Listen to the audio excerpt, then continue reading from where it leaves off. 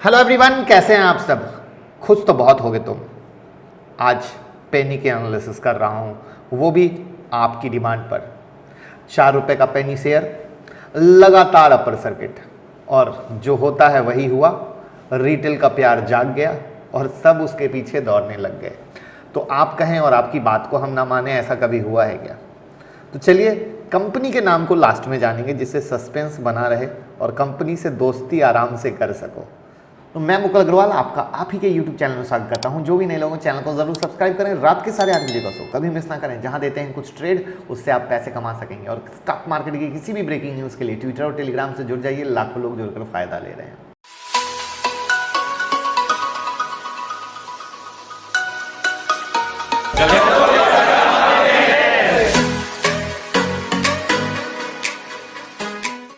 तो Delhi based company है। 1995 में ये कंपनी शुरू हुई।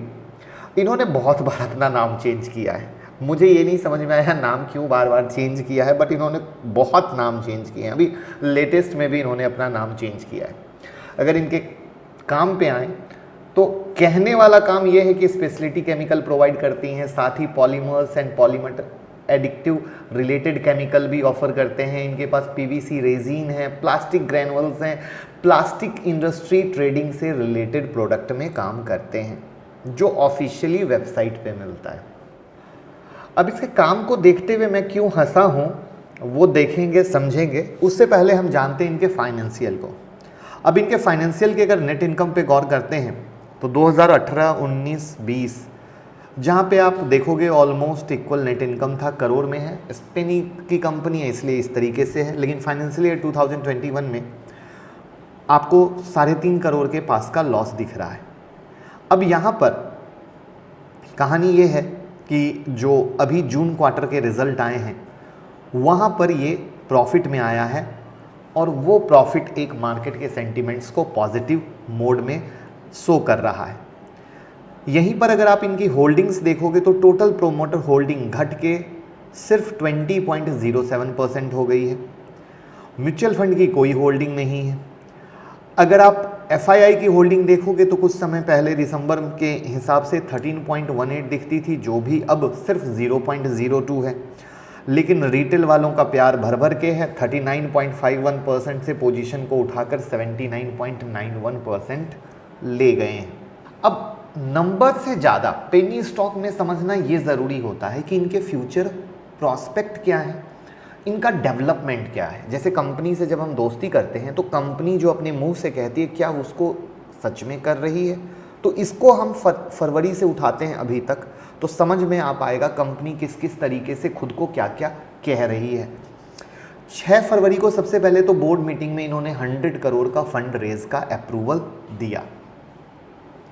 उसके बाद कंपनी ने उसी दौरान में बोर्ड मीटिंग में अनाउंस किया कि अब वो फार्मा और हेल्थ केयर के बिजनेस में एंटर करेंगी, और वो pharma manufacturing company Advik lab को एक्वायर करने के लिए अपने प्रपोजल को अप्रूव करा चुकी है। यानी अपना सेगमेंट चेंज करना या बिजनेस का एक्सपेंशन करना। अब इसके अलावा कंपनी ने एसबीआई के अपने 14 करोड़ के आसपास के लोन को भी आधा कर दिया है। साथ ही कंपनी की प्लानिंग है कि 2022 तक खुद को डेट फ्री कर ले। ये सबसे ज़्यादा ज़रूरी बात है। बट यहाँ पर एक चीज़ जो इनका डेटा बताता है कि इन पे 41.3 करोड़ का डेट है, और इनका फ्री कैश फ्लो भी -7.91 है। यानी कहीं से पॉजिटिविटी दिख नहीं रही है। अब इसके आगे की कहानी क्या है? इसके अलावा जो सबसे बड़ी खबर और है कि कुछ महीने पहले जब कंपनी ने अनाउंस किया था कि वो एफएमसीजी इंडस्ट्री के फूड प्रोटेक्शन और पर्सनल हाइजीन सेगमेंट में इंटर करेगी, तो वो आने वाले 2 साल में 100 करोड़ का इन्वेस्टमेंट करने वाली है। तो अगेन एक और नया सेगमेंट इन्होंने अनाउंस किया एफएमसीजी का, और इसी सिलसिले में एक कदम आगे बढ़ते हुए कंपनी ने हरियाणा के फूड पार्क में रॉ कांजू प्रोसेस यूनिट सेटअप करने का प्लान किया। सब सुनते जाइएगा, प्लान प्लान प्लान और प्लान। जहां एस्टिमेटेड कैपेक्स 10 करोड़ का होने वाला है। इस प्रोजेक्ट को और डिटेल में समझे तो यहाँ टोटल 4500 MTPA कांजू का जो प्रोसेस होगा, और उस प्रोसेस से 1000 MTPA तक कांजू का आउटपुट देखा जाएगा।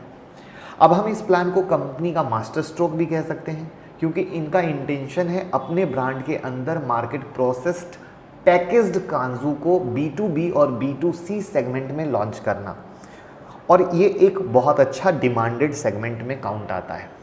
लेकिन अगेन, जैसा कि एक साइड आप फार्मा में जा रहे हो, एक साइड FMCG में जा रहे हो, कहने को पब्लिक को लुभाने के लिए आप बहुत कुछ अनाउंस कर रहे हो।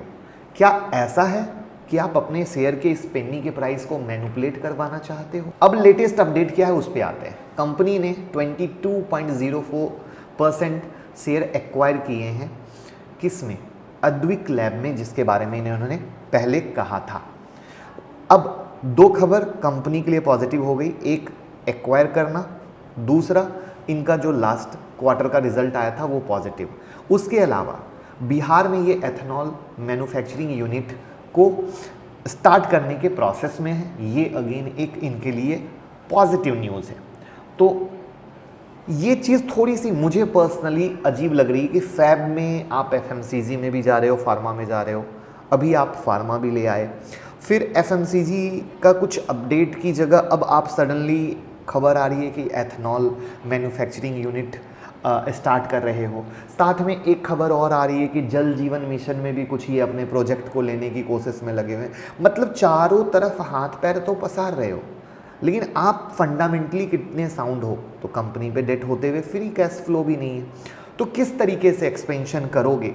यहाँ पे आप ऑलरेडी खुद को 2022 तक डेट फ्री करने का भी प्लान कर रहे हो, लेकिन चूंकि जैसा कि रिटेल इन्वेस्टर कभी भी ना ये सब चीज़ देखते हैं, ना सोचते हैं, ना समझते हैं, वहाँ पे ये कहानी थोड़ी सी हो जाती है गड़बड़। और यही मेरा पॉइंट आता है जहाँ पे हम ये कहते हैं कि ये चीज़ हमें समझनी बहुत ज़्यादा ज़रूरी है। और इस कंपनी का नाम है विकास लाइफ केयर, जिसे 2-3 साल पहले तक विकास मल्टीकॉप के नाम से जाना जाता था। और सडनली इसमें ये जो जुलाई से ऊपर सर्किट लगना चालू हुआ है, वो इसी एथेनॉल की खबर पे सबसे ज़्यादा स्टार्ट हुआ है। अब मेरा जो पर्सनल मानना आता है कि जो कि मैंने आपको बताया कि किस तरीके से खबरों से खेला जाता है, क्योंकि ग्राउंड लेवल पे चीज़ें क्या दिख रही हैं मुझे नहीं दिख रही हैं, शायद अगर आपको दिख रही हो तो वो एक अलग प्रॉस्पेक्ट हो सकता है। और इस जो मेरा 18 साल का एक्सपीरियंस है, इस तरह के पेनी स्टॉक में कंपनियां काफ़ी टाइम अपने हिसाब से बहुत कुछ बोलती हैं, बहुत कुछ करती हैं। अगर वो सच हो जाता है तो डेफिनेटली एक अच्छा रिटर्न होता है, लेकिन अगर नहीं हो पाता है तो मैनिपुलेशन, पंप और डंप होता है। तो मुझे पर्सनली बस देखने सुनने की कहानी लग रही है, जिसमें ऑपरेटर, आप में से जो लोग कभी पेनी स्टॉक में फंसे होंगे उन्हें पता होगा कि 2-3 रुपए के शेयर को ऑपरेटर खींच के बहुत आराम से 70-80 रुपए तक ले जाता है और तब आराम से डंप करता है तसल्ली से, और उसके बाद वो शेयर उठ भी नहीं पाता है। तो मुझे पर्सनली लगता है कि भैया ये सिर्फ न्यूज़ की कहानी है।